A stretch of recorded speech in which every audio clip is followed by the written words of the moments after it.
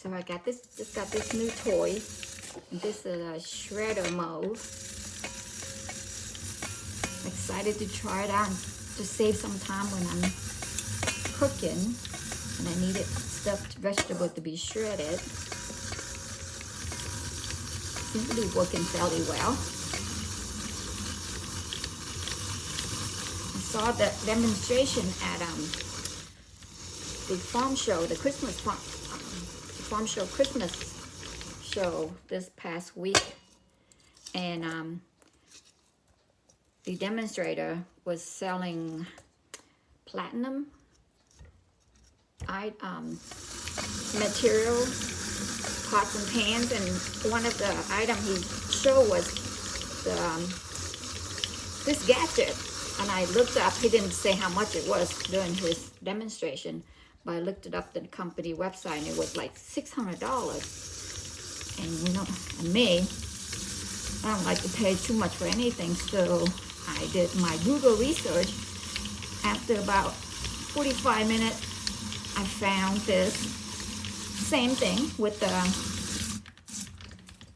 pretty much the same thing, just not the brand that that the demonstrator was showing, and it's stainless steel. I found it at Bed Bath & Beyond. It was originally $180, but I had a coupon and it brought it down to less than $150. So I am extremely excited for this new toy. I told John that this is my Christmas present from him, and he didn't even have to wrap it. So this is the, I just shredded some jicama. It's a vegetable.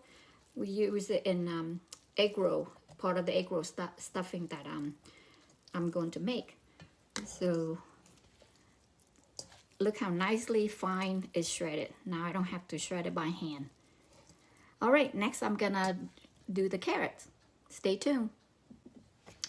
Okay, this is the second segment. Here is the jicama that I just shredded. I squeezed all the liquid out. So now it's just nice and dry and finely shredded jicama. Now I'm gonna do the carrots. And I'm using the same fitting. This jicama thingy come with 5 cups. One's for shredding, one for slicing, one for dicing. Now I don't have to do it by hand. Although I will still dice my garlic by hand just because I like doing it. It's therapeutic, I find it to be. So here goes the carrots.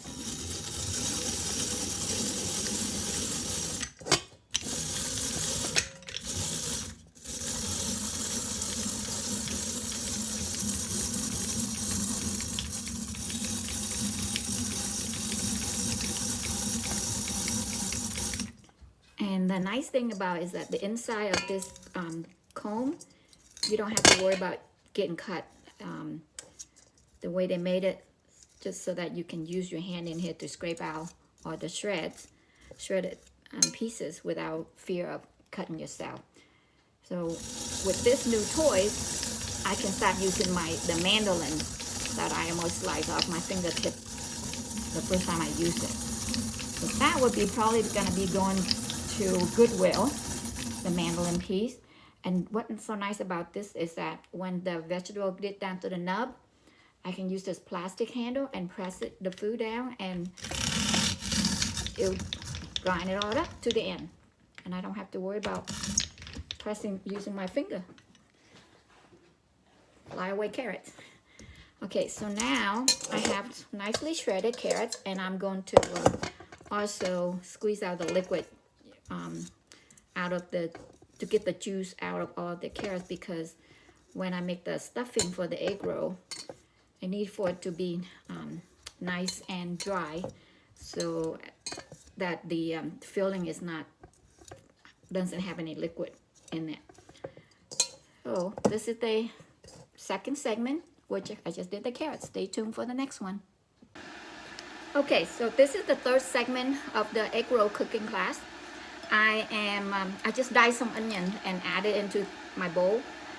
this gadget doesn't work well with dicing the onions, so I still have to manually dice those.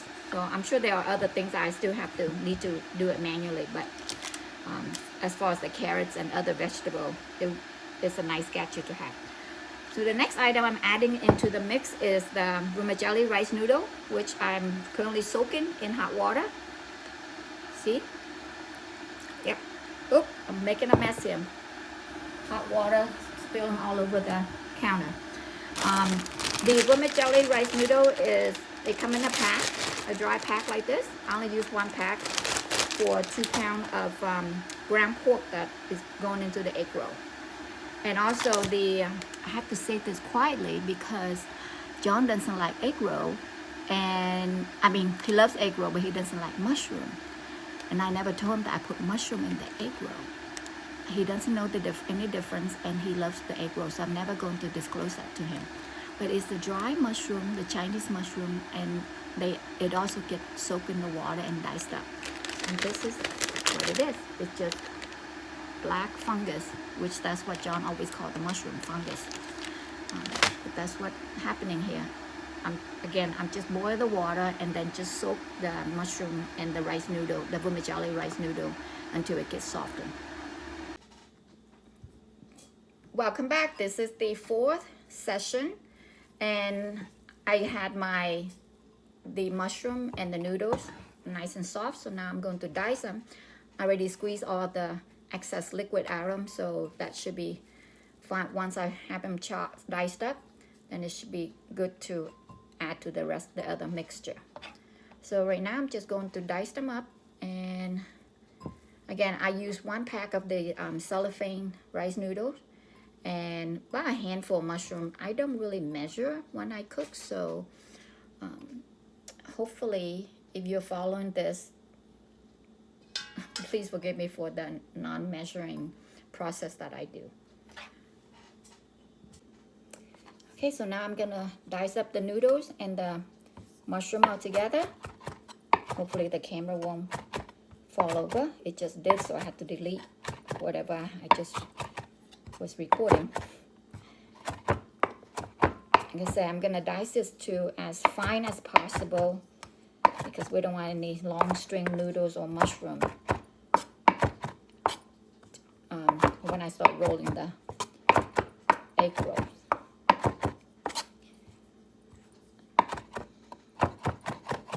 I've seen people dice nicely with how their hands move, but I'm not fancy like that yet. Maybe in a couple years after I've done this many times, I'll have a better handle of the dicing skill. But for now, this is the best I can do, and it seems to be working all right, just a little longer than most people. Okay, so I think this is segment number 4 or 5. I lost count. Anyway, I just got done chopping the mushroom and the rice noodles, and this is what it looks like so far. I'm going to add the ground pork. And ground pork and sausage, loose sausage, are 2 different things. You don't want to buy sausage and make egg roll with it because the sausage already has seasoning in it, and we just want ground pork, which is just plain, and we add other spices into the egg roll filling before we roll them.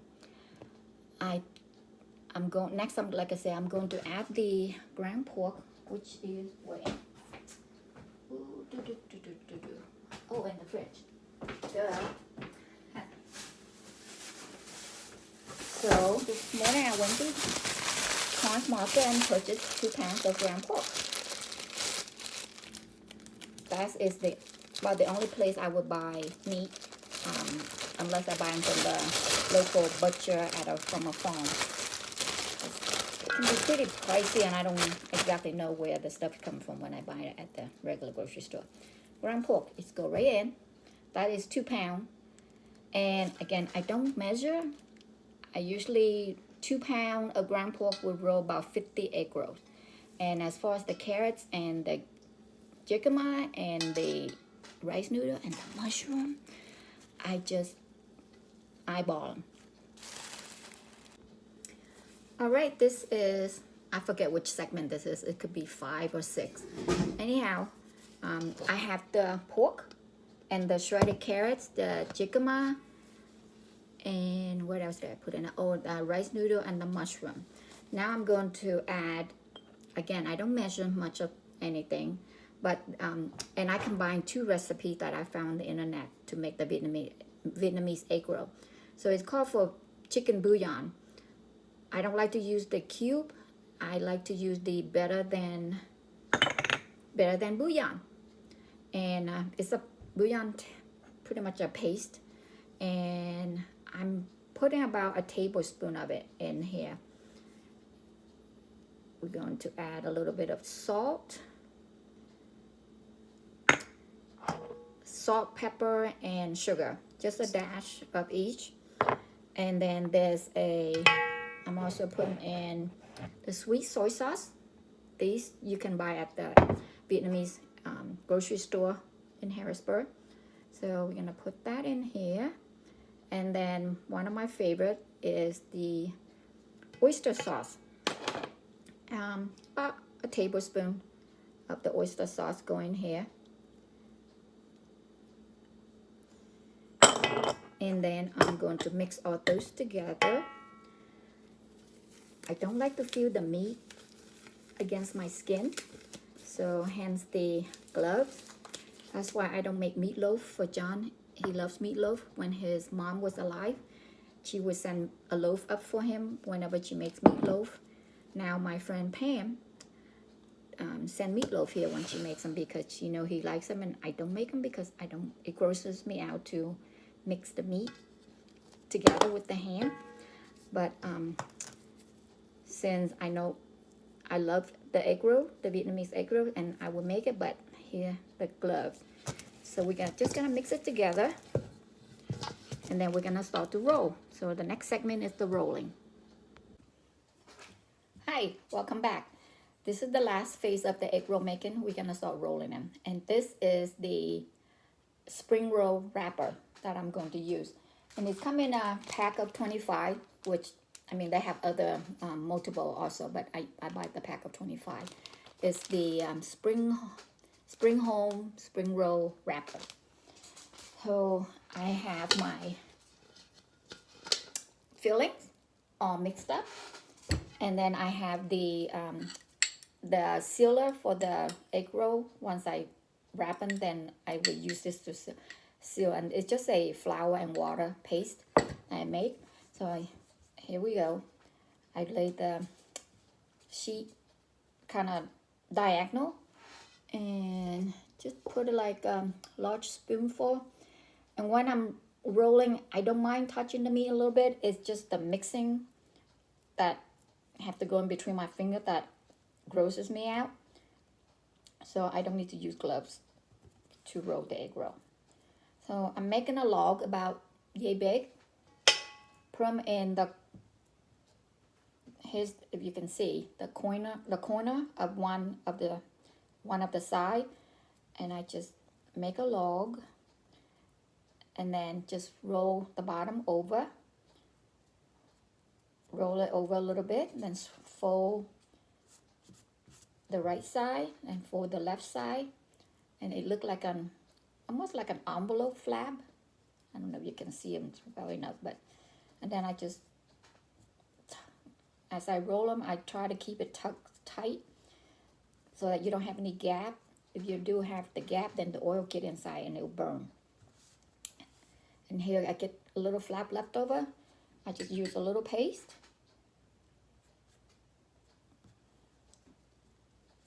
And then we have an egg roll. Once I get them all rolled, then I will continue with the segment. See ya. Okay, welcome back. So the egg rolls have all been rolled, and this is how many it made with the 2 pounds of ground pork and the rest of the fillings. Now I'm going to put it in the freezer bag and put them in the freezer, and then just get them out and fry them whenever I'm ready to feel like having some. So I hope you enjoy my egg roll class, and if you would like to have a one-on-one tutoring, feel free to reach out to me, and I'll be happy to host you. Also, lately I have been hooked on baking sourdough bread. My niece has started me on it several months ago by giving me a starter, and I've been keeping it alive and been happily baking loaves after loaves about 2 or 3 times a week. Let me show you my latest loaf.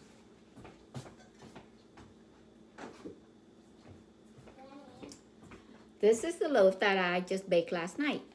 It rose nicely, and I just got a cast iron Dutch oven pan, and it does really well in that pan. So I'm pleased with it, and it stayed nice and soft and chewy for at least 5 days.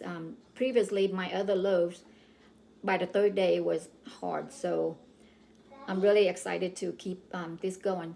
And if you would like a starter, reach out to me, or you want to come and spend the afternoon or part of the day just baking with me, please reach out. I hope you enjoy it, and happy baking. Bye.